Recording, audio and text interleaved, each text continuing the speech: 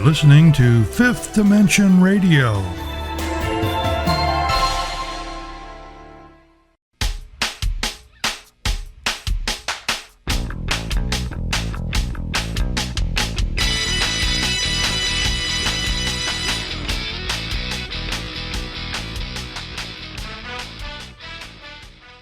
Ladies and gentlemen, welcome to another 10-cent beer night here on Wednesday, April 23rd. We are filming here on Monday, April 21st here at the Fifth Dimension Studios in Cuyahoga Falls, Ohio.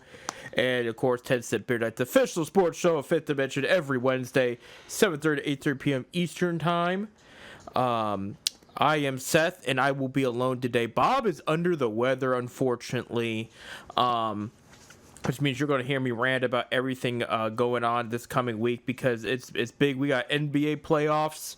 The weather is getting warmer. While I'm sitting here, it's rainy, but it's 70 degrees, so it's a warm rain. We're going to have 70s and 80s all week in Ohio, which is a good sign because I know Ohio weather can be random. But if you're in late April, early May, we're at that point, and you see a little bit of consistency, it's probably going to stay that way for good until the fall. So I'm not saying every day it's going to be hot. I'm not saying every day it's going to be 70 degrees, but we're probably, with probably one exception, we'll probably have one day in May like we normally do. We're probably out of the freezing temperatures, which is fantastic because this is my favorite time of the year here. From the late spring to early fall, the weather, how it is, and all the sports action we're getting here in Northeast Ohio, this is fantastic. This is what I look forward to every year. You just get so sick and tired of the cold, you get tired of the snow, and then it's just nice to have sunny days, a light breeze, 70 degrees, and baseball. And of course, with all the NBA playoff action, we have baseball's underway. We'll talk about the guards here in a second. And then this is our NFL Draft Edition show. So we're going to be talking a ton about the NFL Draft, probably in the last two segments, to be honest with you, because I want to get through what I have to say about the Cavaliers and their win last night. And then we got to talk about the guards and how they did this past week around how the other teams in Major League Baseball did. So let's get started. The Cavaliers. Okay, the last time we had a 10-cent beer night, we didn't know who they were going to play. The dust settled, and what was originally the 10th seed, Miami Heat, earned the 8th seed, and they're playing the Cavaliers here. Cavs won last night, and they played so well. Let me pull up real quick some of the statistics there that happened. Donovan Mitchell, 30 points, 5 rebounds, 4 assists. Darius Garland, 27 points, 3 rebounds, 5 assists. And then the big story, Ty Jerome, who right before the game, they announced finalists for the big NBA awards, okay? And Evan Mobley was Defensive Player of the Year finals. Unfortunately, Donovan Mitchell did not make the finals for MVP. I thought Darius Garland was going to make most. Well, he did last year. I thought either him or Mobley would make most improved. They did not. But Mobley, finals for Defensive Player of the Year. Kenny Atkinson, finalist for Coach of the Year. He did win the Coaches Award, voted by the coaches for Coach of the Year. So it's not the official one. It's the one just the coaches vote for. So the majority of coaches in the NBA felt that he was definitely the Coach of the Year over everybody else. So there are some good candidates. I will say former Cavs coach J.B. Bickerstaff is once again nominated, this time with the Detroit Pistons. And then the Houston coach, I can't think of his name on top of my head, but he's also nominated for Coach of the Year along with Kenny Atkinson. And then Ty Jerome, who had the big game last night, okay? He scored 28 points, 5 rebounds, 3 assists. 16 of his 28 came in the fourth quarter. You talk about clutch. He is up for finals for Sixth Man of the Year. I think the other miss for the Cavs there, and for the record, I honestly didn't think Donovan Mitchell was going to be considered for MVP this year. He played very, very well. There is a Clutch Man award that the majority of the league felt that he was eligible for. Did not happen. He did not get nominated for that. But you know, the nominees for MVP made sense. Shai Gilgeous-Alexander, Nikolai Jokic, and then of course Giannis Antetokounmpo. That's pretty much the three I would have probably picked too. Obviously, I think it's going to be between Jokic and Shai Gilgeous there, and it's really tough because both of them had a fantastic season. I mean, Jokic probably is going to have the edge here. Maybe I could see him give it to Shai Gilgeous. You know, I wouldn't. I think if they give it to Shai Gilgeous, I think it's well deserved, and I would say Jokic fell just short. It's not like when Jokic got beat up by Embiid, and I thought, okay, this was a little unfair here because Jokic and the Nuggets had the best record all year. They won the championship that year. They were first place in the league from day one until the end. And Jokic had all the stats to beat Embiid. This case, there's more of an argument to give it to Shai Gilgeous and not Jokic. But if they were to give it to Jokic, I would say anybody but Giannis in this point. It should be between these two, between Jokic and Shai Gilgeous. But anyway, I think for Sixth Man of the Year, and I'm not trying to be biased here or greedy, but here I'm going by the stats. I'm going by the numbers as far as even if you want to bring wins and losses into it. DeAndre Hunter should have been with his good friend Ty Jerome in that category as a finalist for Sixth Man. Seriously, the Cavs should have had two. It sounds unfair, but it's not. I mean, if you earn it, you earn it. And both had played out of their mind, and you saw the difference. I mean, the Cavs won for a solid month straight when DeAndre Hunter joined them. They did not. Usually in big trades like that, you see chemistry issues. They didn't with him. It was amazing. It was like he was the perfect piece. He fit. He fit so well. The Hawks lost out on going to the playoffs because of not having him, pretty much. Anyway, so yeah, the Cavs are playing the Miami Heat here, and I want to say this to Cavs fans before we dive deep into this. I was a little on edge about playing the Heat. They did win by 21 points last night, okay?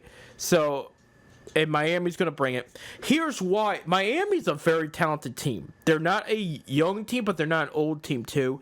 The older teams win in the NBA. Being an old team in the NBA is not a bad thing because they've played the game so long. They're wiser. They recognize everything from the offensive and defensive standpoint. I not over-exaggerate when I say everything. They've been through so much. If they've played the game that long and been through so much, they know these situations in the back of their hand. Like, I mean, in the back of their hand, the back of their mind, however you want to put it. This Heat team's very experienced. A lot of these players were on those championship runs with Spoelstra there. And that's the other thing, too, is this Eric Spoelstra is a winning coach. He's a Hall of Fame coach, okay? He kind of scares me alone because some people are like, well, Seth, we've seen the Cavs. They've been the better team in the East all year, da-da-da. We should always only be worried about the Celtics. No. Here's why. This Heat team is the only team that I personally know. I would have to look up the history, but a few years ago, I was talking about the Nuggets when they won it all. They beat the Miami Heat, who were the 8th seed at the time, and went to the finals against the Nuggets. Just an 8th seed team went to the finals just a few years ago, and it was this Miami Heat team. The only difference is they don't have Jimmy Butler now, but they're still a very talented team. Thankfully, the Cavs match up well against them, and they showed it last night. So I'm telling these fans, look, I have Cavs in 5. I do think Heat will win 1. Cavs do not play very well in Miami, but they have won in Miami this year. I will say the only player that did not play against the Cavs yesterday, Kevin Love, had a family emergency. And, we love Kevin. We hate cheering against him right now, but that's the situation.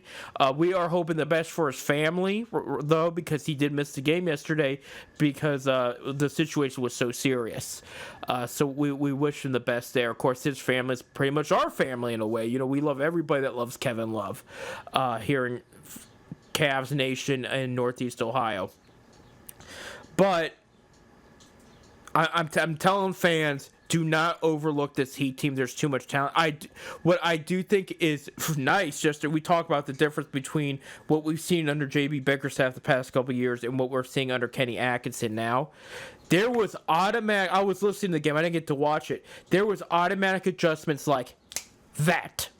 When he saw something, they had a decent lead, he called timeout because he recognized the defensive matchups they were putting up against Donovan Mitchell, and he realized the matchups we should be attacking, and they went right at Tyler Hero, the Heat star, who's a great offensive player, not the greatest defensive player. And they went right at him, and all of a sudden, they're making more baskets, they're drawing more fouls, because it clicked. And Atkinson had the right rotations going like he has all year. He called the timeouts at the right time. He made the proper adjustments, and that was the biggest argument against JB Bickerstaff the past couple of years. There was times where he did the match series did not have to go to Game 7 if he had the proper adjustments. People kept saying it, and now we're seeing it. Okay, we have a coach that is able to do that, has put the time in the work to make that happen, and we have a good foot forward in this playoffs right now. But it's only one game. Hey, they got it done. They're back home on Wednesday night. Okay, so why you might not even be listening to this because you're watching the game, or if you're listening to this and watching the game, thank you. I really appreciate you. I really, really do. Yeah, on Wednesday they're going to be on NBA TV, 7:30 p.m. Game 3 is Saturday in Miami. TNT will pick it up, and probably Max will have it too if TNT has it there. And then Monday's game 4 will be Monday at Miami. Time has not been decided. Game 5, if necessary, will be a week from this coming Wednesday, a week from tonight, then if you're listening to this. So that is the Cavs situation there against the Heat. So yeah, Miami moved on.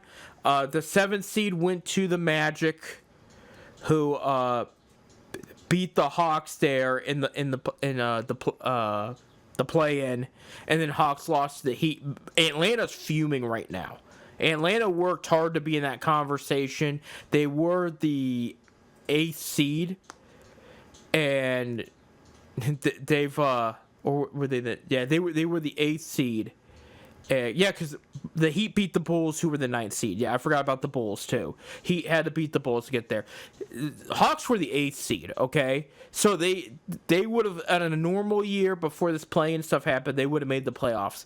They are aggravated. They are angry. They wanted to play Cleveland yesterday, and it is what it is. I'm not against the plan because the argument was those last few teams, we saw it more in the West than we saw in the East this year, but the East did have again, the 10th seed Heat made the playoffs. That some of these games were so close that were they really having the best of the best play at the bottom of the last seeds? Because the debate was, we knew in the top 5 teams, okay, that's pretty much set. That makes sense. The bottom 2, though, it's like you had 4 teams that could have beat anybody there who deserved it more. Well, this team lost a few more games because they had this injury, or this team lost a few more games because of a certain trade. They would have been there, though, had they got the chance. Well, now the NBA is giving them their chance, and they either take advantage of it or they don't. I'm not opposed to it. I really am not. We had our Cavaliers lose in the play-in like 3 years ago, and it made them stronger in a way the experience did, and now we're here as the number 1 seed. So, yeah, that happened. And then in the West, the 7th seed Warriors beat up on the Kings, and the Kings had to play. No, the Kings were eliminated there. Let me pull it up real quick for you. Dallas beat the Kings. That's why. Dallas beat the Golden State beat Memphis, and then Memphis beat Dallas. So that's how that happened. So the Warriors earned the 7th seed, and Memphis earned the 8th. So Memphis is still, despite firing their coach in the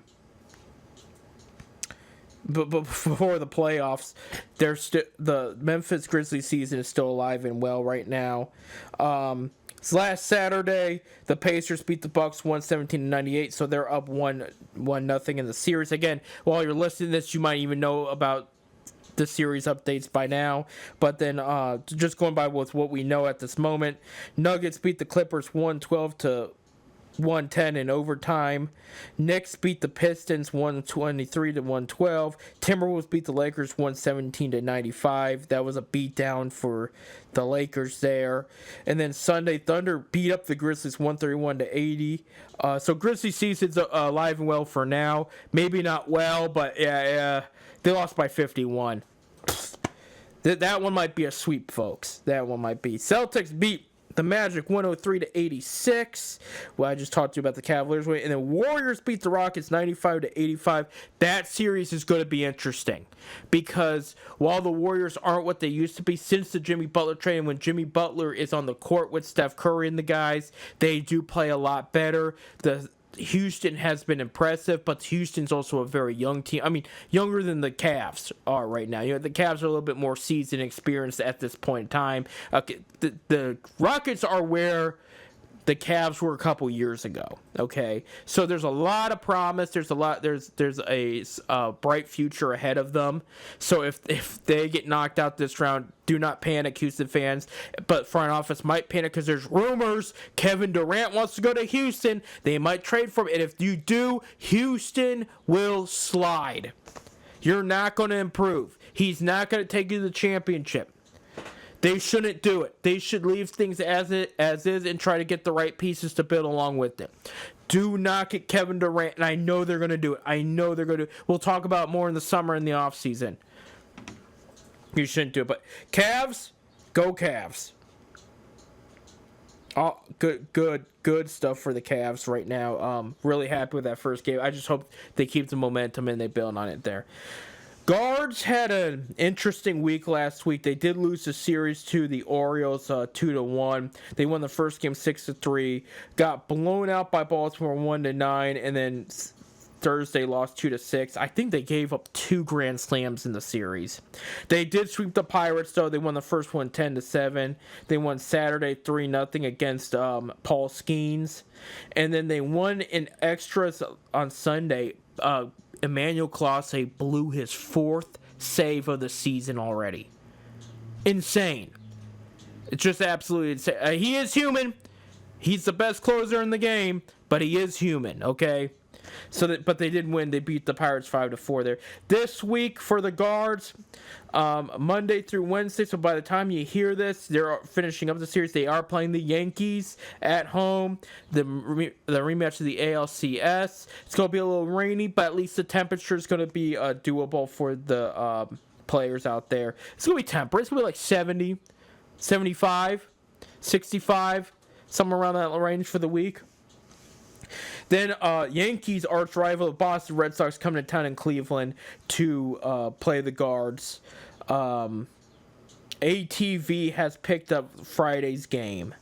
There, the rest are just Guards TV. And then early next week, before our next 10-cent beer night, to end April, okay, you will have the Minnesota Twins coming to town. So they have a big homestand right now of a 9-game homestand. So if you're in Northeast Ohio and you're craving to go to a Guards game, there you have it. There's 9 games in a row you can go see, and I'm sure the Yankees ones are well sold. They usually are. You know, the Red Sox ones are probably sold decently as of now too.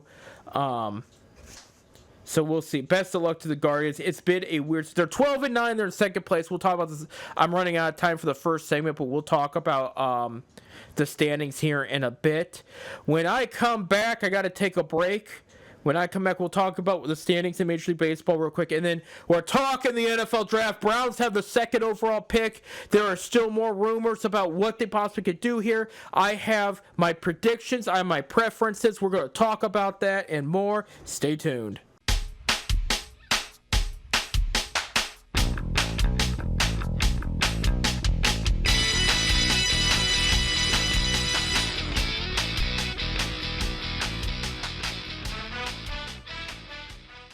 And welcome to our second segment here at 10 Cent Beer Night. I'm Seth here, as you'll only be dealing with me tonight. Appreciate you guys listening. And hey, seriously, thank you all to Fifth Dimension Radio listeners there. In less than a month, we've had 10,000 new listeners. So that's awesome. I don't know how much are listening to this show, but it doesn't matter to me as long as, you know, the ratings are up and we're worldwide and people are enjoying it all over the world. That's the best part about this. So, I mean, if you just tune into Fifth Dimension, doesn't matter what show it is, I'm very thankful for you. But I'm thankful for anybody that here taking their time listening to 10 Cent Beer Night, whether it's here or watching / listening on the YouTube. Due to it just being me, we will not have a live YouTube feed, but we will have a YouTube recording for the YouTube there that anybody can listen to later. I ended on Major League Baseball standings here. We'll go with the AL Central here. Tigers in the lead, a half game above the Guardians at 13-9. Guards are 12-9. Royals 9-14. Twins 7-15, and White Sox are 5-17. In the AL East, you have the Yankees, who are playing well, had a good series against the Rays this past weekend. Yankees are 14-8. Blue Jays 12-10. Vladimir Guerrero Jr., he signed that $500 million deal about a week ago. He finally hit his first home run of the season this past week.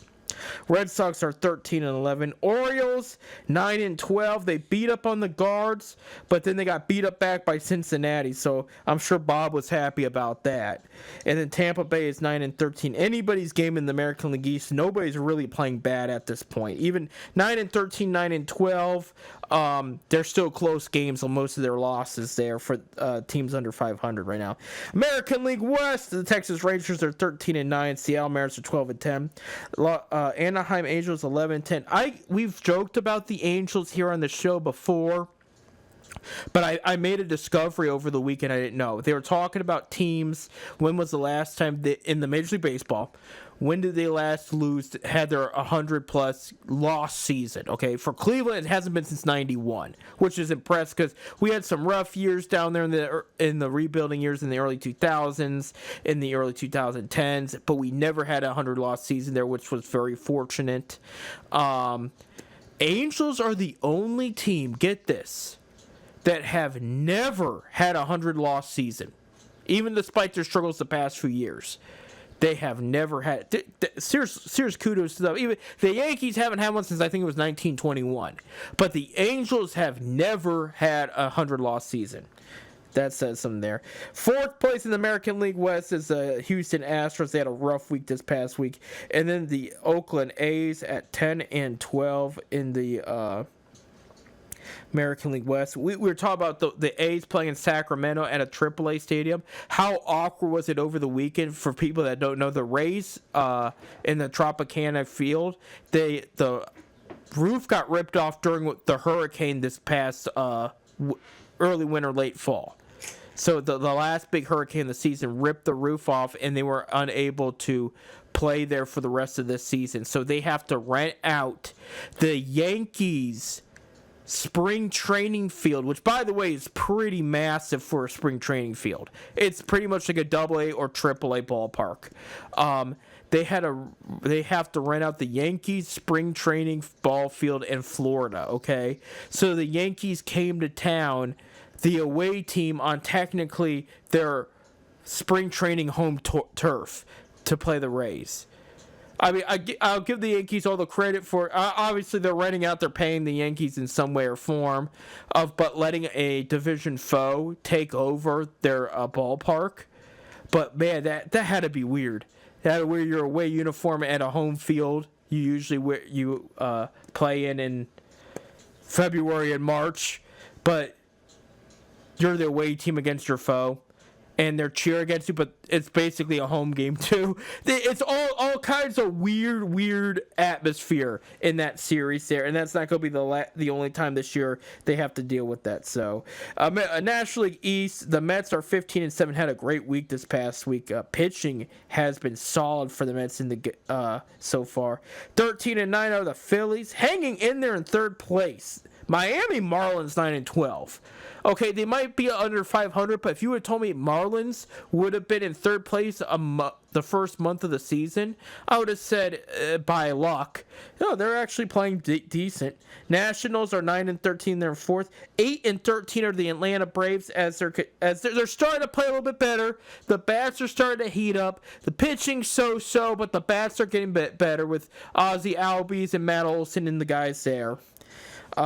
The National League Central, the Cubs are 14-10, and in first place there. The Brewers are 12-10. Reds are 11-11. The Cardinals are 9-13, and the Pirates are 8-15. And it's been rough going for the Pirates so far. But Reds are playing better. Cubs are hanging in there. You know, I'm saying hanging in there because I didn't have them favored this season, but they are playing good ball right now. They really are. I would say those top three teams doing pretty well of late the past couple weeks. The National League West, the San Diego Padres 16-6 are in first place there. Fernando Tatis Jr. continues to be one of the better hitters in the league right now. And I knew as long as he stayed healthy, he was going to go back to his old self. Yeah, I mean, it's been impressive. Dodgers are 16-7. They had a good week last week, beating up on the Rockies, and then winning the series against the Rangers. They're a half game behind the Padres. Now, the San Francisco Giants are 14-8, 2 games back. Arizona Diamondbacks 13-9. They would probably do better if some of their start pitching would step up. Corbin Burns and Zach Gallen having a slow start to the year. It's really held them back. If they were the pitchers we know they are, playing out there consistently to the best of their ability, we wouldn't be having this conversation about fourth place right now. Rockies are 4-17. They might be the worst team in the league. I'm not just saying record-wise. I mean, I might take the White Sox over them. Rockies they're a mess. It's bad here. So, NFL draft. Let's get talking about it. It's this Thursday, round 1. Round 2 through 4 are going to be on Friday, and then Saturday, rounds 5 through 7. It might be rounds 4 through 7 on Saturday, and rounds 2 and 3 on Friday there. Cleveland has the number 2 pick of the draft, okay, right now. The last time they had the number 2 pick of the draft, they traded down. And then they drafted Corey Coleman. Did not work out. The last time they used the number 2 overall pick,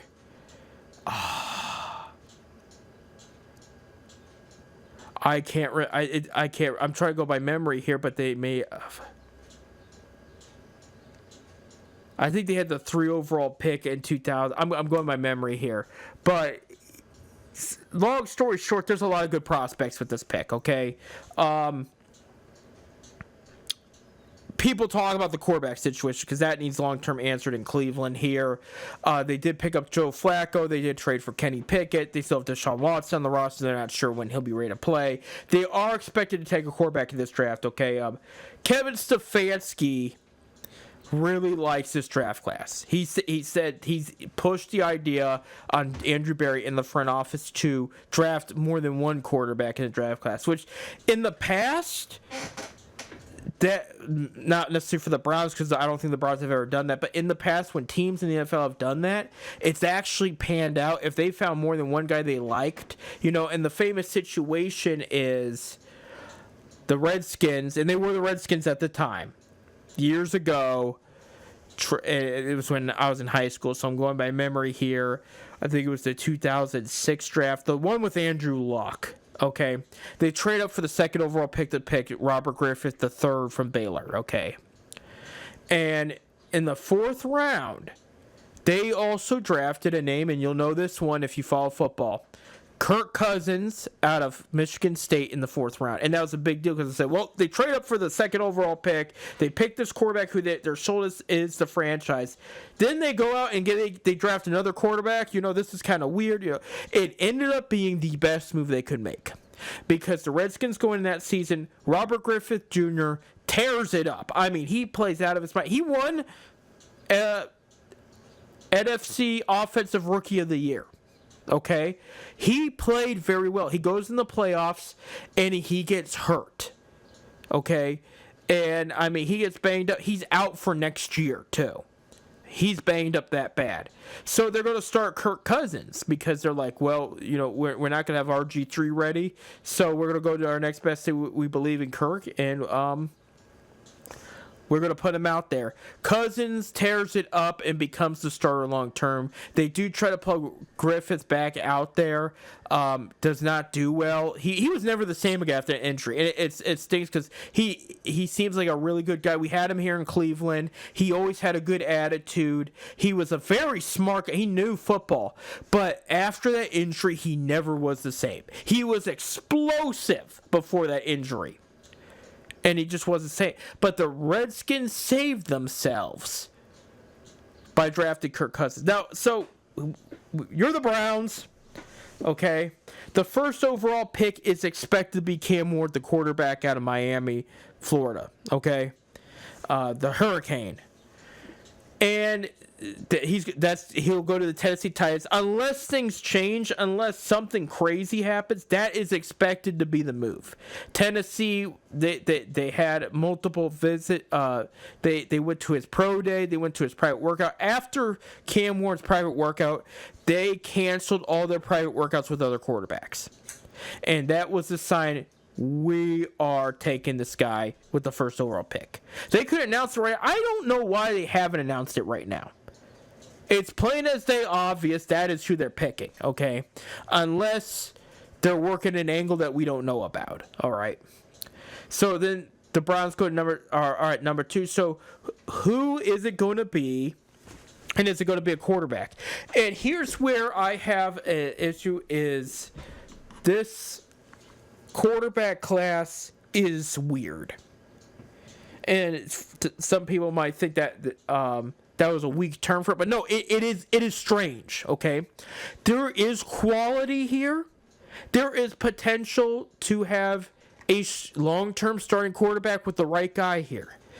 The issue we're seeing is there's so many question marks with these guys, and there's not a for sure star-studded quarterback in this draft. For one, even I won't say Cam Ward is, okay? Well, the top 2 guys, Cam Ward and Shadir Sanders, reminds me of the 2015 draft with Jameis Winston, the former Browns quarterback, taken first overall by the Tampa Bay Buccaneers out of Florida State, and the Tennessee Titans, there's that name again, picking Marcus Mariota, quarterback out of Oregon, with the second overall pick. Okay, and these were flashy names at the time. Winston was this hard-throwing quarterback that could hit anybody, anywhere, anytime, and win a championship for Florida State. Marcus Mariota was this extremely athletic quarterback. Strong arm, not the strongest arm, but like a solid arm. Great accuracy, great athletic ability, had great running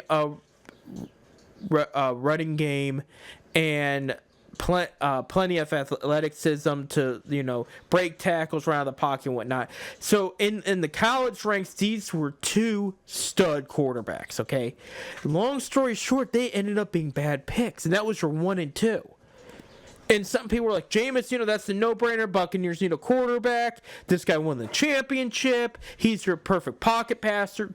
This is the guy, And then with Marcus Mariota, they said there's a lot to like. We're not sure how he'll look in the NFL. His play style was a little bit better in the college ranks.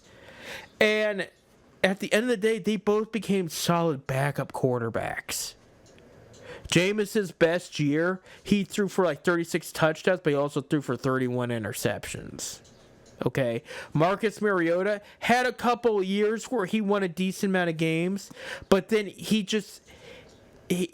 carried the team like a good backup quarterback does. He won certain games, and then some big games he disappeared. He just did not look like a number 2 overall pick. And I see these guys, and I look at Cam Ward, I see Jameis Winston. I see just a solid arm that's going to turn over the ball. And it's going to have problems consistently reading defenses, as Browns fans saw in Jameis Winston last year. Okay? And then in Shadir Sanders, I see Marcus Mariota. Absolutely athletic, could move the ball down the field, But is he going to be that guy in tight situations with the game on the line and the spotlight on you? Is he going to come up? And he was, don't get me wrong, he was clutch at Colorado. He was one of the most clutch quarterbacks you get at the collegiate level. The issue was there was also big games where Colorado lost because, one, Colorado's defense was not. You can talk about Travis Hunter and Shedeur Sanders all you want. The defense needed some work. Okay? And then on top of that, Shedeur was able to only do so much against the better teams. So it has left teams on edge of Shedeur Sanders. And you're sitting here and you're like, you're Kevin Stefanski. You're Andrew Berry. You just got contract extensions last summer, but then you followed it with a 3-win season. Your owner is doing a smart move and retaining you for now because that is the best move, right? That is the honest best move. But you kind of get a warning. You say, if you have another season like that, I have to make a move. So do you take the chance on a quarterback and remind you, if it's the wrong guy, not only have you invested in the wrong guy for the next regime, you've also lost your job. It's not worth it. You know, you did bring in guys with Joe Flacco, and I do believe, look, I'm not huge on Kenny Pickett. I do find it interesting they traded for him out of everybody, but maybe one of the reasons they brought him in is because the type of quarterback he is, his style fits with Stefanski's system. Call me crazy, but it makes a lot of sense. The guy, you know, he has a decent arm, decent accuracy, but he also can run out of the pocket and move the ball downfield. And that's a lot of what Stefanski wants to do with this offense going into 2025 is rest the defensive players more, move the ball down the field, and put points on the board. And so it's why take the risk on a quarterback you're not 100% sure about just to take a quarterback than fill another need, you know. In the next segment, I'm going to give you my predictions and preferences. Right now, I'm just discussing, you know, there's a lot of good here in this draft. I will tell you, this draft class, outside quarterback, because quarterbacks, it's the hot topic. The Browns need a long-term answer. You're going to hear about quarterback for a while, okay? Outside of that, this draft class is loaded. Absolutely. Offensive line, defense, defensive back, linebacker, tackle, defensive end, you name it. Running back, wide receiver, tight end is criminally underrated in this draft class. It is ridiculous how many good tight ends there are. And I do have the Browns going away with it. I'll talk about that more. I do have to take a break. But when we come back, we are going to talk heavily about the Browns draft. What are they going to do? And do they take a quarterback? Do I have them taking a quarterback? I do. I'll talk about that and more. Stay tuned.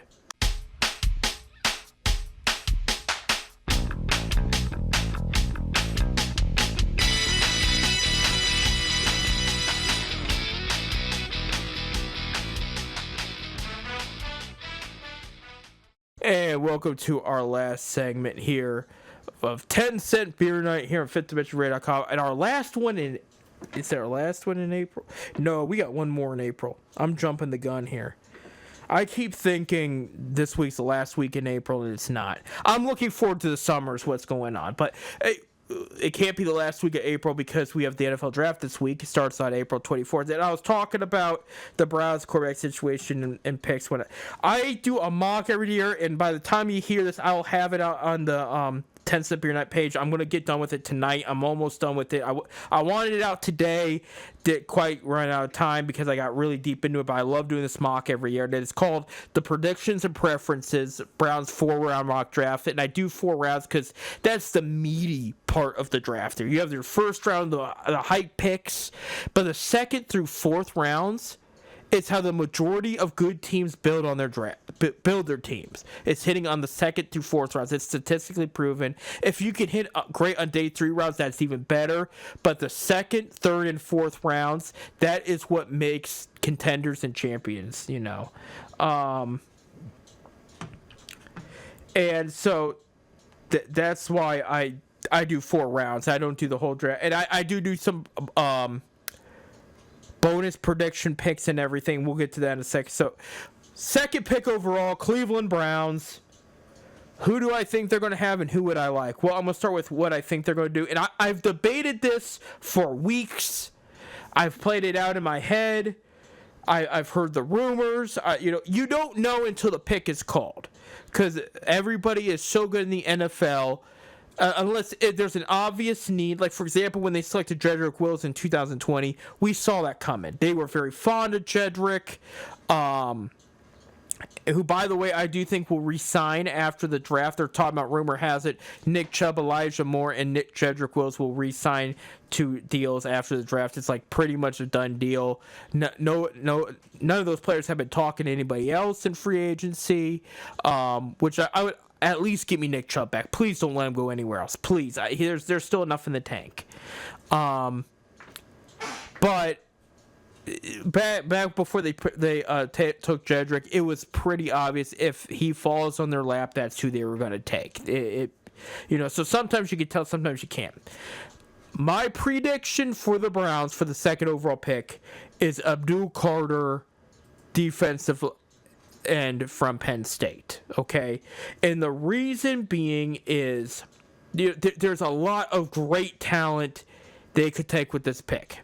There's almost, it sounds weird, but there's a couple, and we won't know because there's always injuries, there's always player development problems, but we won't know until 5-10 years down the road. Okay, a while. There's even a chance there might not even be technically a bad pick unless they go quarterback here with the second overall pick. I can't stress, there's a lot of star talent here in this top 10 pick, but I do not think they go quarterback, and I think it's because they're not for sure with what's on the board is worth taking it with the second overall pick. Abdul Carter, defensive end with a lot of speed, power, solid size. He's a little shorter than a lot of defensive ends, but he makes up for it with his strength and his speed. He's electric on the defensive side of things. And I think they're intrigued with the idea of pairing him up with Myles Garrett. Defense wins championships. You got a guy that could literally... Myles himself closes the pocket fast. Imagine having Myles and Micah Parsons. I say Micah Parsons because that is who Abdul Carter is heavily compared to, because he looks physically like Micah Parsons. He plays the game similar to Micah Parsons. The difference is Parsons more an outside linebacker. They said in a 4-3, Abdul would do well at defensive end. Now, Carter was originally an outside linebacker when recruited and playing for Penn State. He moved to defensive end because Penn State lost a couple guys in the 2024 draft. And so they asked him, hey, could you move to defensive end? We'll try it out. And it worked perfectly. It actually raised his stock. Okay. His draft stock, And it just opened a lot of eyes. I think Jim Schwartz, the defensive coordinator, already has a plans for him. I will tell you, the one thing nobody talked about in Carter's game is his zone coverage. It is very, very good because of his size. He can really get up there and jump like a basketball player, get his hands up, knock passes down, or intercept them. He does very good in zone coverage. So that is something they might play you play with the idea of using him for, especially with sounds like Jeremiah Owusu-Koramoah. His status is still up in the air, which scares me. I love that guy. I want his safety, but if they feel his neck injury is career ending, it would hurt because, one, I watched that happen live. But two, if it's not as serious as they're playing out to be, he just needs some time to rehab and heal. They could use Carter in those kind of packages and temporarily replace JOK's responsibilities on him. Okay, there's small rumors too to this. The Browns are the only team Carter follows on Instagram. Take that with a grain of salt. Sometimes those rumors are true and worthwhile. Some of them are just overblown. But that's supposedly one of the arguments there that they've already pretty much decided it's going to be. And I think they're going to lean towards him, all right? I like Carter. The last time the Browns drafted a Penn State defensive end on the top of the draft, it did not work out, and that was Courtney Brown in 2000. Now, he was the first overall pick. This would be for the second, but still, it'd be the first defensive player taken out of Penn State. And Courtney Brown showed some flash, but it just did not pan out. Too many injuries.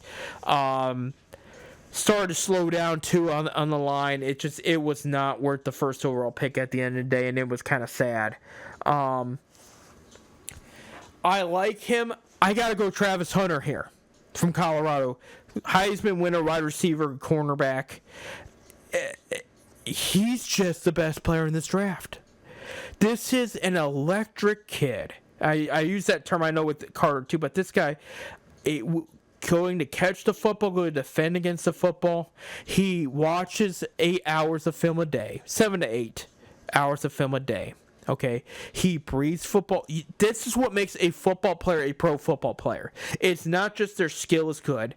It's if it means the world to them, if it's their only thing. And that's what it is to Carter. Excuse me. It might mean to Carter too, but that's what it means to Travis Hunter. The Browns need somebody like that. This kid, I mean, you're looking for a long-term number 2 opposite of Jerry Jeudy, okay? You also could use some more depth at cornerback, all right?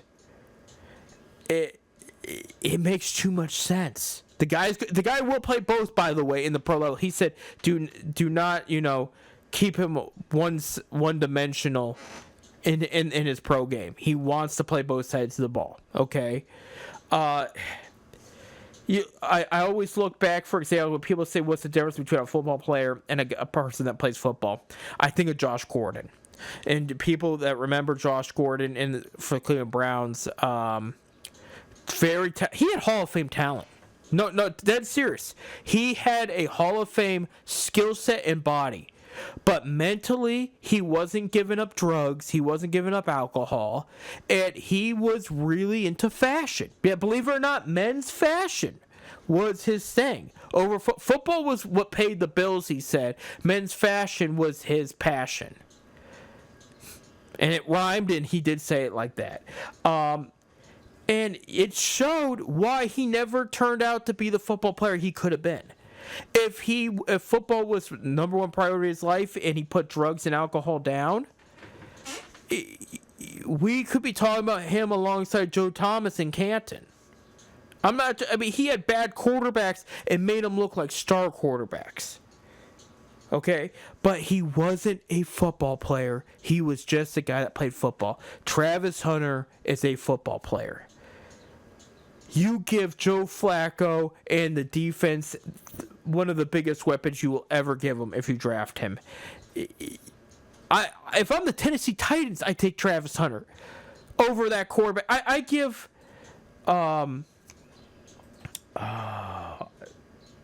I can't think of his name right now. The quarterback they have now out of Louisville, Will Levis, not Louisville, Kentucky, out of University of Kentucky, Will Levis. I give him another year. He has a good arm. I don't think he had the line or the weapons to make himself successful. You give him a big weapon with Travis Hunter. He's too good. I think the Titans are insane passing him. I'm sold. This is the guy right here. In the second round, what are they going to do? Are they going to go quarterback or are they not? This is my take, okay? And I could go on and on about this. But if Shadir Sanders falls to the second round, and I think there's a chance. Call me crazy. I think there is a chance. I'm not going to say put a bet on it, but I think there's a chance. If Shadir Sanders falls to the second round, they take him there. If not, I have them taking Isaiah Bond, wide receiver out of Texas. I think because Bond's got great possession hands and he's got fantastic speed. They're looking to make the offense faster. They're looking for a long-term number 2 wide receiver. Okay, Cedric Tillman's a great guy, great player. He'll continue to get his chances, but he's hurt all the time. Okay, Elijah Moore is better in the slot than he would be as a number 2, and I do think he's coming back. Who I would, Isaiah, it's not a bad pick. We didn't see a lot out of it, but there's a lot of upside there. Who I like Quinson Judkins out of Ohio State, the running back. And I think he's got a lot of star potential. I think he definitely will be there in the second round with that pick. I think if you bring back Nick Chubb, you have Judkins, and you have Jerome Ford, your running back room just got much stronger. Because you have to bring back the running game in this offense. You just have, it takes pressure off the quarterback. It opens up play action. And you've seen Joe Flacco with play action. It's pretty. It is very pretty. Absolutely there. Going on to the third round, they have like the 54th pick or whatever. I'm trying to speed this up so I make sure I have enough time to tell everybody about everything. I have them going with tight end. Browns are looking for a long-term backup for David Njoku. Njoku's about to sign another extension here in a bit.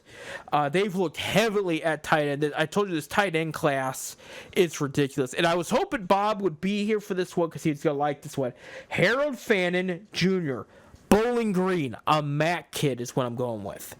He's from Canton, Ohio. Okay, Browns have had him for private workouts. They like him. They've studied him.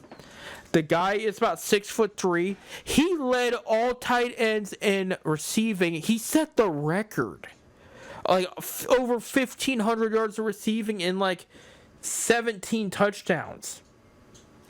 This guy's a madman.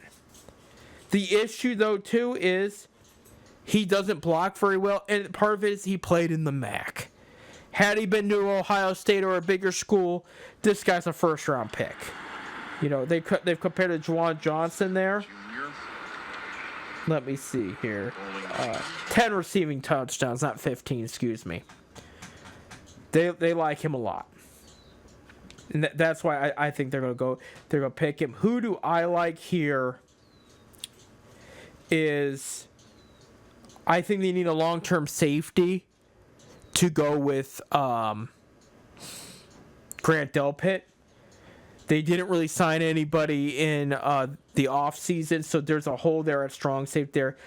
Lathan Ransom, Ohio State. Yes, I'm going with another Ohio State Buckeye. He needs to work on some of his man-to-man, and he might have trouble with some of the faster wide receivers. But in zone and play recognition, especially when they switch up to the run game, and as far as hard hits, forcing turnovers and interceptions goes, he's good at that. He's also a good leader in the locker room, too. So that's who I like there. With their they have a third round pick who they got from Buffalo in the Amari Cooper trade. I have them going with defensive tackle Deon Walker out of Kentucky. Somebody that they've looked at, somebody they brought in. They want to add more depth to the defensive tackle. Michael Hall Jr. had a serious knee injury at the last game this past year. They did add a couple vets in the in free agency, but they're looking for more long-term pieces at defensive tackle, and historically Andrew Berry has used the mid-round picks to get that. They do have Jerron Briggs, who was a 7th-round pick. He eventually made the team, and he made an impression on the team the last month of the season, playing a lot of good defensive tackle football there for the Browns.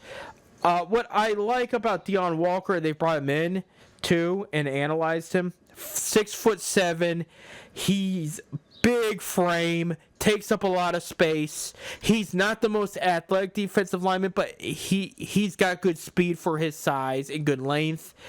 He's there to block up holes and swallow up ball carriers, And I think the only thing is he statistically went down a notch this past year.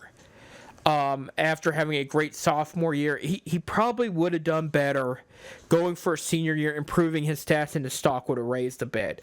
But here he is now, coming out of Kentucky, and I like him here. Me personally, with this pick here, I'm going offensive tackle, and I like Charles Grant out of William & Mary. Okay, so that's a lower division school, but the guy's huge. He's got good size. He moves. He's going to be a project, okay? This isn't going to be a guy you start at left tackle off the bat. It's just that what happens sometimes with Andrew Berry's teams is he gets too comfortable in one position, and then when injuries happen, we're scrapping the barrel here on practice squad tackles that cannot really go up against the star defensive ends late in the season. Okay, he added some depth to the offensive tackle. He adds some depth to the O-line. I would like a more long term at left tackle. I really see after this year when Jack Conklin's contract is up, I can see Grant being the permanent left tackle and DeJuan Jones being the permanent right tackle. And then you got big guys on both sides playing well. That's who I like there.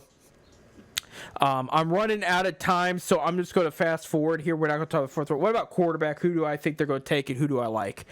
At quarterback, for me personally, there's not much. A lot of this class makes me nervous. I will tell you, Tyler Show out of Louisville, he reminds me of a young Joe Flacco. Great pocket passer, 6'5", powerful arm. It's just we've only seen 1 year out of him.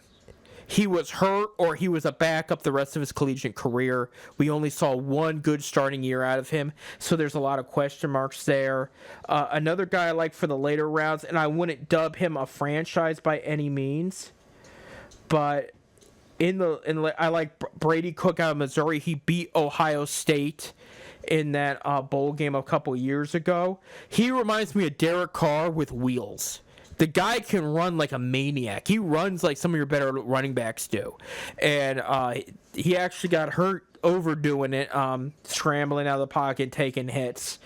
But, I mean, his arm is decent, and okay power, good accuracy. But the guy is known to move the chains, and he's good. What he's really good at is recognizing the blitzes and where they're coming from and moving in the pocket. Who do I think they're going to take? And I'm not saying this as a wishful thing. I think this is honestly what's going to happen. I have them using their 4th-round pick on Ohio State quarterback Will Howard. And the reason is he checks all the boxes of what the Browns are looking for in a quarterback. He's got the size. He's got good arm strength and accuracy. He's got good running ability. I mean, he's 6'4", and he's got some solid scrambling ability for his size. And on top of that, the guy was a winner in college. Not just at Ohio State, in Kansas State, too. He was a winner. The locker room stood by him, stood behind him, however you want to word it.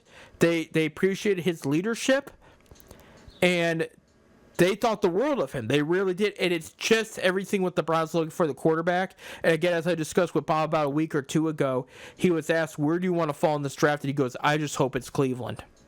He said that to the media. The guy wants to be Cleveland Brown. He wants to be here too. I think they're going to do it. I think they're going to really do it in the front. I'm not saying I'm not against it. I'll be for it. There are guys that I like better.